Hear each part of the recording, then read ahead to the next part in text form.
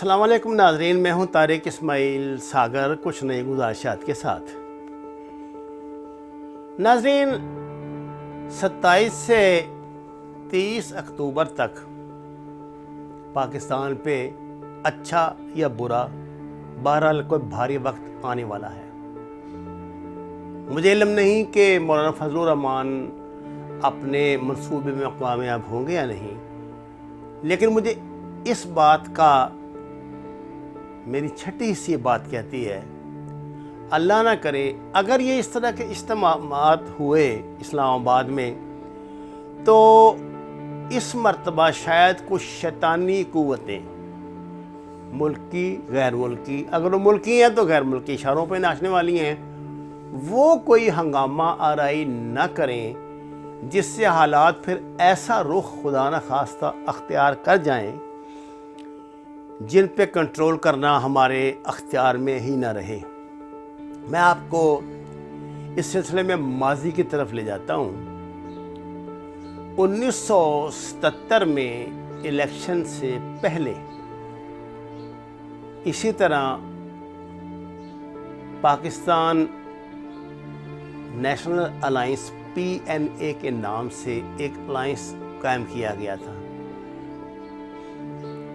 اس میں 9 جماعتیں شامل تھیں اور یہ الائنس رفیق احمد باجوہ جو ان دنوں جمعیت علماء پاکستان کے سینئر وائس پریزیڈنٹ تھے، ان کے گھر میں اس کا قیام عمل میں آیا تھا۔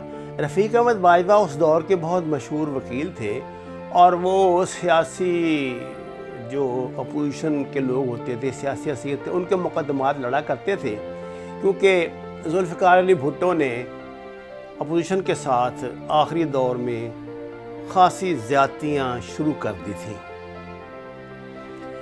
ان کی مخالفت بھی بہت بڑھ گئی تھی۔ حیرت انگیز طور پہ PNA نے اپنا نشان تو حال رکھا، لیکن اپنا موٹو انہوں نے نظام مصطفیٰ کو بنایا اور اس تحریک کو تحریک نظام مصطفیٰ کا نام ہی دیا جاتا ہے۔ اب آپ اندازہ فرمائیں کہ 71 کے المیے کو ابھی 5-6 سال گزرے ہیں اور ملک کی 9 مقتدر سیاسی جماعتیں جن میں قریباً تمام مذہبی جماعتیں شامل ہیں مل کر پاکستانی قوم کو تحریک نظام مصطفیٰ کی طرف لا رہی ہیں، جبکہ بھٹو صاحب کی جو شناخت ہے وہ ایک سوشلسٹ، گو کہ وہ اسلامی سوشلزم کا نام لیتے تھے، لیکن سوشلسٹ یعنی بائیں بازو کے لیڈر کے طور پر ہے، اور یہ وہ دور ہے جب کہ پوری دنیا میں خصوصاً مشرقی یورپ میں سوشلزم کا سیلاب جو ہے وہ امڈا ہوا ہے۔ روس جو ہے وہ مسلم دشمن قوت کی شناخت لے کے ابھرا ہے۔ سینٹرل ایشیا کی ریاستوں کے مظالم خدا جانے تھے بھی یا نہیں تھے، بہرحال اس زمانے میں جو پمفلٹ ہمیں ملا کرتے تھے مذہبی جماعتوں کے اردو زبان میں چھپے ہوئے، ان میں تو جو کچھ لکھا ہوتا تھا، آج تو یعنی روس کے ٹوٹنے کے بعد ثابت ہوا کہ وہ بالکل ہی جھوٹ تھا۔ تمام مساجد الحمدللہ وہاں قائم ہیں، اسلام بھی وہاں موجود ہے، مسلمان بھی وہاں موجود ہیں، مدارس بھی وہاں موجود ہیں، لیکن یہ ہمیں بتا رہے تھے کہ سب کچھ ملیا میٹ کر دیا گیا ہے اور جناب یہ کر رہے ہیں اور سوشلزم کے لیے خون بہایا جا، خون کی ندیاں بہہ گئی ہیں۔ بہرحال ماضی ہے، اس حوالے سے تو باتیں ہوتی رہیں گی۔ اچھا جی، یہ تحریک قائم ہوئی تو آپ یقین کریں میرا وہ نوجوانی کا دور تھا۔ میں نے اپنی زندگی میں اس سے زیادہ کمٹمنٹ کسی تحریک کے ساتھ نہیں دیکھی۔ تمام لیڈر ایک ایک کر کے گرفتار ہو چکے تھے، لیکن ہوتا کیا تھا ناظرین، ہر روز جمعے کے دن جیسے ہی جمعے کی نماز ختم ہوئی تمام نمازی باہر نکلے، ایک جلوس کی شکل اختیار کر لی۔ اب آپ مجھے بتائیں، میں لاہور کا رہنے والا ہوں، لاہور میں اگر ایک دن میں 150-200 جلوس نکل رہا ہو تو پولیس کیا کیا کرے گی؟ جبکہ پولیس بھی تقسیم ہے۔ ملک میں امن و امان کا بیڑا غرق ہو چکا ہے۔ لوگوں نے 77 کے نتائج تسلیم کرنے سے بعد میں انکار بھی کر دیا تھا، خیر جناب، یہ بہت جذباتی انداز میں مسلمان اسلام نظام مصطفیٰ نافذ کرنے کے لیے میدان عمل میں آتے ہیں. بہت نعرے بازیاں ہوئی، بڑے جلوس نکلے. جماعت اسلامی کے وہ جو ہوتے تھے غازی اور ان کے وہ جو مجاہدین اور دیگر، وہ جناب ایک بندہ ایک ڈنڈا پکڑ کے نکلتا تھا اور وہ پولیس کے ساتھ باقاعدہ گھسکے کا مظاہرہ کرتا تھا. یعنی ایک طرح کے شو لگا کرتے تھے. میں آپ کو بتاتا ہوں، جب بعد میں جنرل ضیاء الحق نے ماشاء اللہ بھی لگا لیا تو جلوسوں کا سلسلہ جاری رہا. 2 گھنٹے کے لیے جو ماشاء اللہ میں تھوڑا سا سکون ملتا تھا، اس میں بھی اتنے جلوس نکل آتا تھا. اتنے لوگوں میں اس تحریک سے بھٹو صاحب کے خلاف نفرت پیدا ہو گئی تھی. خیر، اب انتخابات ہوتے ہیں. انتخابات میں پیپل پارٹی جیت جاتی ہے، لیکن پی این اے انتخابات تسلیم کرنے سے انکار کر دیتی ہے. بھٹو صاحب کے ساتھ مذاکرہ شروع ہو جاتے ہیں. جلوسوں کا سلسلہ جاری ہے. ایک دن معلوم ہوتا ہے کہ اس تحریک کو بنانے والے رفیق احمد باجوہ ایڈوکیٹ خفیہ طور پہ امریکن سفیر سے ملے ہیں. کہانی یہاں سے شروع ہوتی ہے.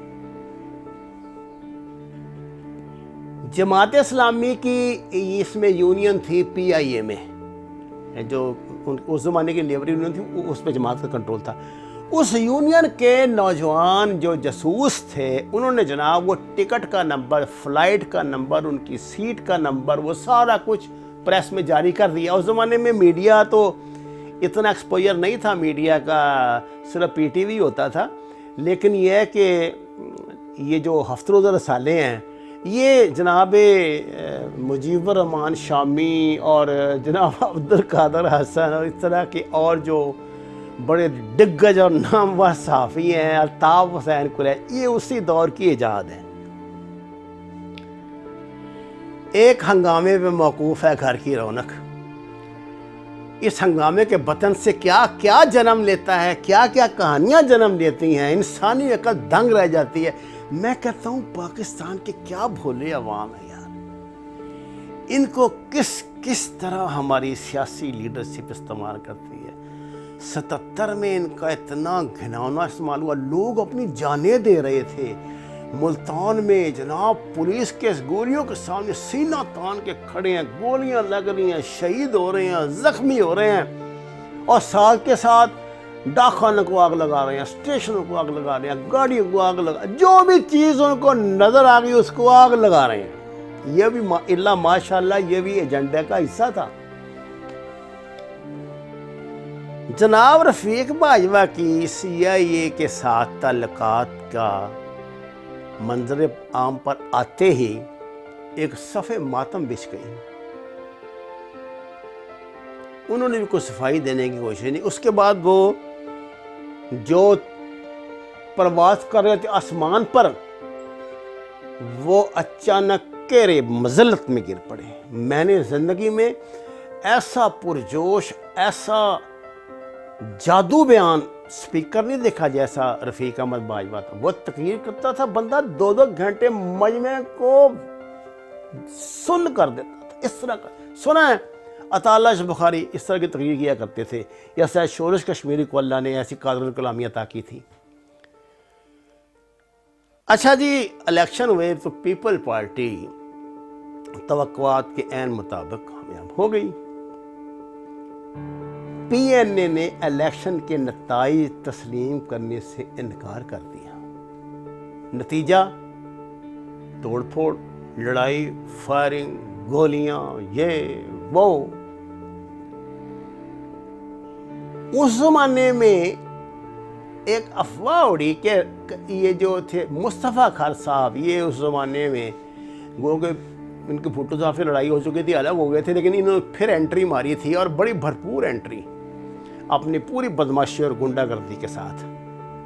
پتہ لگا جی لاہور میں انہوں نے گھروں پہ نمبر لگا دیے ہیں جن لوگوں کو قتل کرنا ہے، کیونکہ جب جنرل ضیاء الحق نے عنان اقتدار پہ قبضہ کیا تو انہوں نے اپنی تقریر میں کہا تھا کہ 2500 لوگوں کو صبح قتل کرنا تھا انہوں نے، ہم نے رات کو ملک پہ قبضہ کر لیا، ٹنٹا ہی مگا دیا۔ مجھے یاد ہے کہ غالباً 5 جنوری تھی، پنڈی میں ان دنوں مذاکرات چل رہے تھے نا، جب ان کے پی این اے کے اور ذوالفقار علی بھٹو کے نئے انتخابات کے سلسلے میں، جیسے آج مولانا کہہ رہے ہیں کہ دوبارہ انتخابات کرواؤ جی نئے سرے سے، تو وہ بھی نئے انتخابات کے مذاکرات چل رہے تھے۔ ایک دن بھٹو صاحب راول پنڈی کا وہ جو مشہور بازار ہے، اس کو کیا کہتے ہیں، میری میموری ناموں کے حساب سے ایسی ہوگی ہے، بڑا وہ مشہور بازار ہے، اس میں جناب نکلے اور آپ نے اپنے ہاتھ میں 2 کاغذ ایسے کر کے لے آتے ہوئے کہا کہ یہ سفید ہاتھی نے مجھے یہ لیٹر لکھے ہیں، یہ امریکہ کی سازش ہے ساری، امریکہ یہ کروا رہا ہے۔ آپ کو اس بات کا علم ہے کہ میں ذوالفقار علی بھٹو کو ایک حد تک تو ان کی بڑی عزت کرتا ہوں، لیکن جو ان کا اقتدار سنبھالنے میں جو کردار تھا، مشرقی پاکستان الگ کرنے میں، اس پہ میں انہیں معاف نہیں کر سکتا۔ لیکن یہ بات وہ صحیح کہہ رہے تھے، کیونکہ باجوہ صاحب پکڑے جا چکے تھے، ان کا سی آئی اے کا وہ تعلق ثابت ہو گیا تھا۔ خیر صاحب، میں آپ سے عرض یہ کرتا ہوں کہ اس طویل تحریک میں، اس مار دھاڑ میں، اس کرنے میں، یہ لہرانے کے کاغذ لہرانے کے اگلے روز جنرل ضیاء الحق نے قبضہ کر لیا۔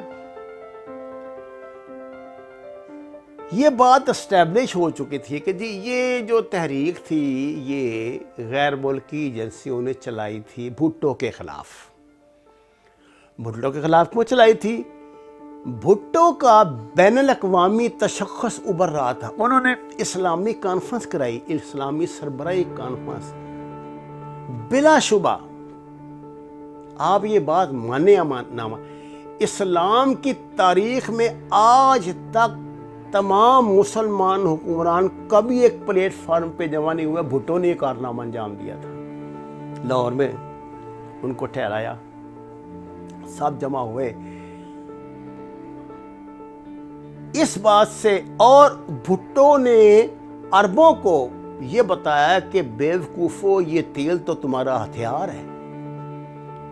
یہ بھٹو تھا جس نے نیو یارک میں بگیاں چلوا دی تھیں، عربوں نے جو اپنا تیل کنٹرول کیا، وہ تو امریکن قابض تھے، برٹش قابض تھے۔ یہ وہ جو بین الاقوامی وہ جو وہ ہے نا سینیگوگ آف سیٹن، تو شیطان کی مجلس شورا جس سے علامہ اقبال نے کہا، جو دنیا ڈیول بینکویٹ جو پوری دنیا کو ہولڈ کر رہا ہے، اس ڈیول بینکویٹ نے نوٹ کر لیا کہ یہ بندہ تو پاگل ہے، ہمارا بندہ ہے لیکن ہمارے لیے چیلنج بن سکتا ہے۔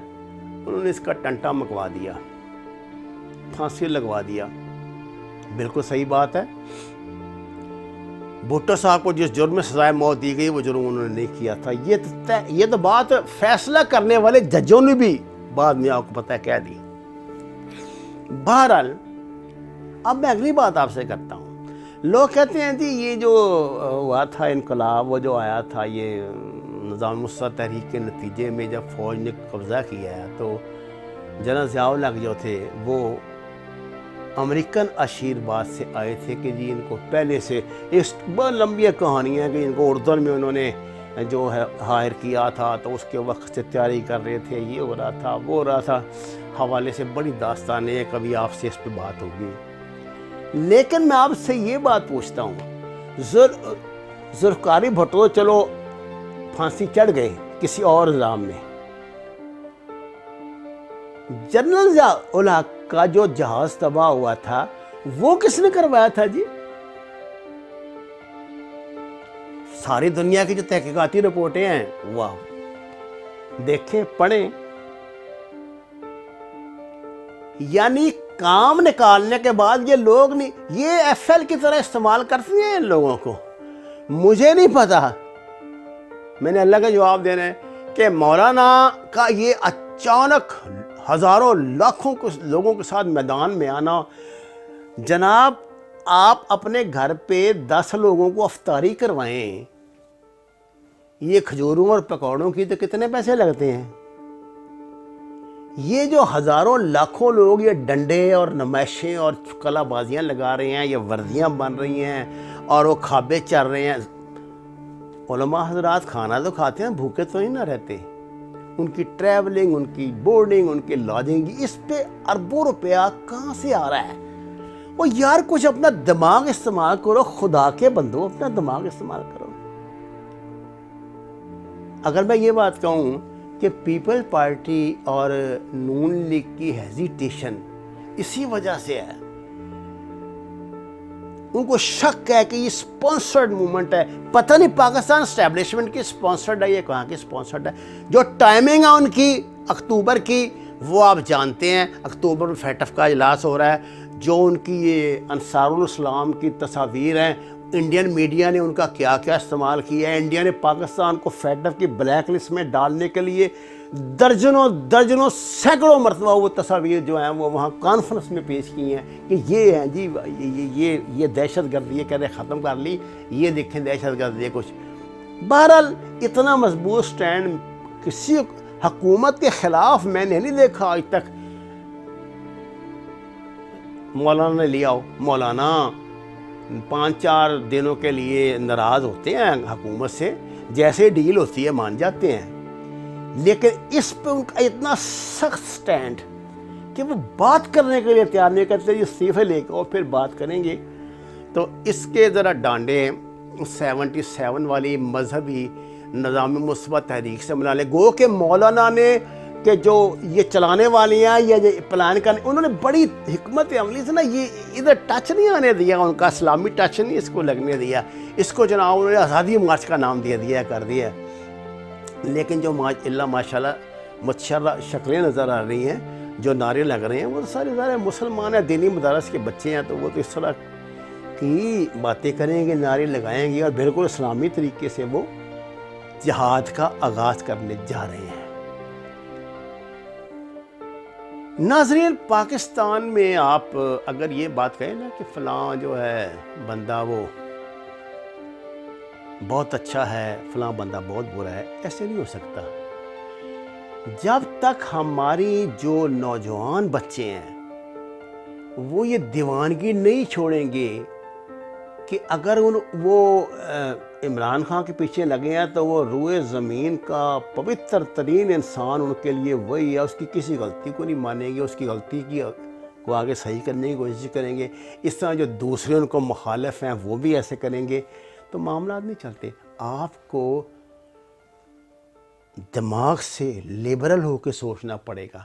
یاد رکھیے، ہم بین الاقوامی سازشوں کے گڑھ میں بیٹھے ہیں۔ یہ پاکستان کو انہوں نے اپنا ہیڈ کوارٹر بنایا ہوا ہے۔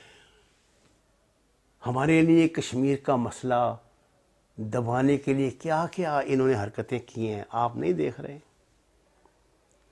ناظرین، یہ میرا ذاتی چینل ہے، اگر آپ نے اسے اب تک سبسکرائب نہیں کیا تو آپ سے درخواست ہے اسے سبسکرائب کریں۔ میرے جو بھی خیالات میں آپ کی خدمت میں پیش کرتا ہوں، اچھے یا برے، اس پہ آپ کا تبصرے، آپ کے کومنٹس، آپ کی رائے ہمارے لیے بہت اہمیت رکھتی ہے۔ آپ کا بہت شکریہ۔